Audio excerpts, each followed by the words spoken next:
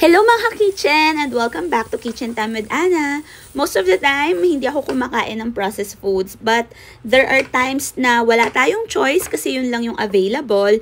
So what I do is dinadagdagan ko na lang to ng ilang mga ingredients to make it a little bit healthy.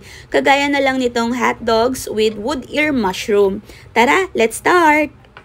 So first, i-rehydrate muna natin itong wood ear mushroom with some water, then set aside natin. Then slice na natin yung ating mga hot dogs with 1 inch thickness. Tapos una natin siyang ipa-fry. Kapag halfway through na, ilagay na yung green bell pepper and 1 white onion for added color and nutrition na rin. Tapos, kapag medyo soft na siya, lagay na natin yung mga wood ear mushroom. For the seasoning, ilalagay ko na lang sa screen. Cover na natin to and let it cook for 3 minutes. And just like that, meron ka na nitong very simple ulam recipe.